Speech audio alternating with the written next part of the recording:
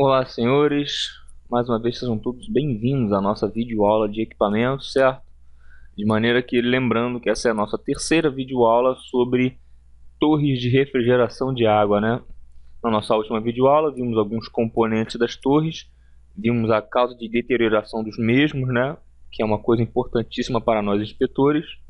De maneira que, em seguimento a esse tipo de assunto, né, de deterioração, vamos tratar nessa nossa terceira videoaula, que aliás é um encerramento da primeira parte do nosso curso de torres de resfriamento, os tipos, né, de inspeções que devem ser feitas. Então, sem mais delongas, acompanhem comigo a apresentação do slide.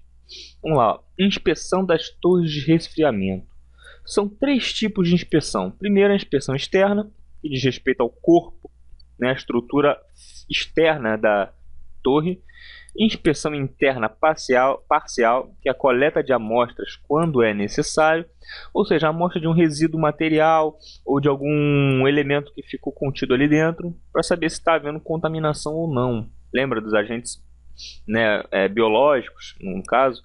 E a inspeção interna geral, que verifica todos os tipos de agentes biológicos, físicos e químicos, certo? Temos aqui, olha só, nossa primeira dupla de fotos, temos uma corrosão acentuada em linha de retorno da água. Ou seja, essa linha de retorno é a linha de retorno da água que após ser resfriada, ela retorna à sua operação. Então olha só o que aconteceu aqui. Muitos pontos, uma região que começou com pequenos pontos e se tornou generalizada a nossa corrosão externa devido ao quê? Exatamente, devido necessariamente ao agente. A erosão fez com que houvessem o quê? Esses pontos de corrosão que se estenderam por toda a extensão da sua tubulação, comprometendo seriamente ela. No caso, o procedimento a ser feito deveria ser, de fato, trocar esse trecho de linha por uma linha nova, esquecendo a linha passada. Na nossa terceira figura, temos a tubulação de água de combate a incêndio furada. Ou seja, aqui houve uma corrosão alveolar, que foi o suficiente para quê? Que houvesse a total perda da massa da parede, né, dessa tubulação, fazendo com que houvesse um furo. Isso aqui geralmente tem-se pelo fato de que há o quê? Exposição a uma temperatura elevada e há agentes químicos presentes, né, no nosso fluido. Faz com que haja essa oxidação. Temos aqui, olha só, uma vista parcial da bacia de acumulação de água de uma torre de tiragem. Aqui temos do acúmulo, olha só, percebam essas regiões aqui, onde estão mais escuras. Isso aqui ilustra uma torre de tiragem induzida, onde no caso o nosso ventilador está fazendo exaustão no topo, fazendo com que a ventilação do ar aqui seja dada de uma forma menor, fazendo com que haja esse condensado e posteriormente gere esses acúmulos de água que não são bons, são previstos, porém não são bons para o nosso equipamento. Na figura 5, temos aqui, olha só, a vista de um ventilador, motor e redutor de uma torre de tiragem forçada. Bom, nós temos aqui, olha só, o nosso motor, né, o que gera força motriz, que faz com que esse ventilador aqui, por sua vez, com essas hélices, se move e que esse conjunto todo torna-se um difusor, bem como nessa região aqui nós temos o que? O redutor, né? O redutor do nosso ventilador, que por sua vez é de tiragem forçada. Percebam a base aqui, ó, uma base montada. E o nosso ventilador de tiragem forçada, que faz o serviço de sopragem, né? Ele sopra todo aquele ar quente que está na parte interna da torre para a parte externa, meio externo.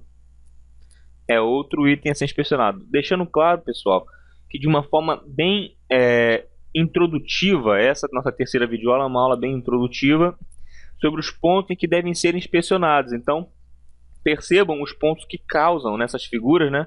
Os pontos que causam geralmente uma corrosão, algum tipo de problema que deve ser sempre inspecionado.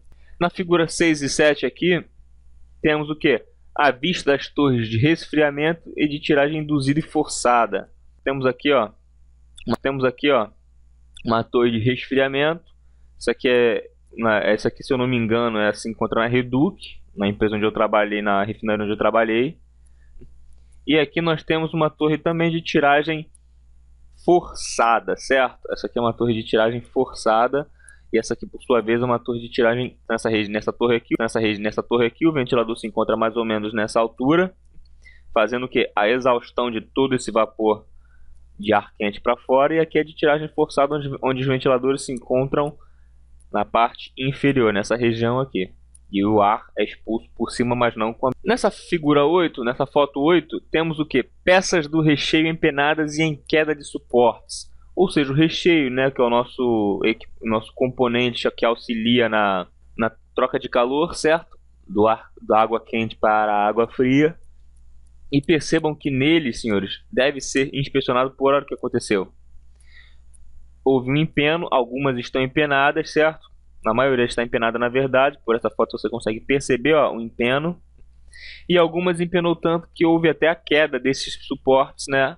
A ruptura com a sua queda. Isso se dá devido à quantidade de horas, né, de serviço, horas úteis de serviço em contato com a água, certo? Faz com que haja esse tipo de deformação. E deve ser inspecionado também. Outra vez, parte do recheio com empenamento. Percebam que a seção que deveria estar, né, a retilinidade, a retidão que deveria estar, não há porque houve um empeno. Então deve ser devidamente trocado, deve ser reparado esse recheio, de maneira que esse empeno posteriormente se tornará o que? Uma queda, posteriormente se tornará uma ruptura, comprometendo assim a sua estrutura interna. Por quê? Porque você não vai ter a troca de calor que você previa, além de que você vai ter uma partícula no interior do seu equipamento solta, certo? Que pode comprometer seriamente algum elemento interno. Temos aqui vista de peças do recheio e armação metálica revestida com material plástico. Esse material plástico é simplesmente para conferir uma resistência. Muito embora essas peças, essas armações do recheio aqui, elas já estão de uma certa forma comprometidas com relação à corrosão, certo? Elas já possuem um grau de comprometimento, de maneira que as mesmas devem ser trocadas também, muito embora estejam revestidas com material plástico. Peças do recheio com queda. Percebam, senhores, como é importante a verificação, a manutenção das nossas peças, né, do nosso recheio, que é um corpo que tem contato direto com a nossa água e faz com que haja a troca de temperatura. Então, se ela está em queda assim, os senhores vão ter partículas soltas, como eu já lhes disse anteriormente, o que poderia atrapalhar e muito o funcionamento do equipamento, bem como comprometer ele gravemente. Temos aqui agora na figura 12, peças do recheio empenadas e vista da suportação de madeira.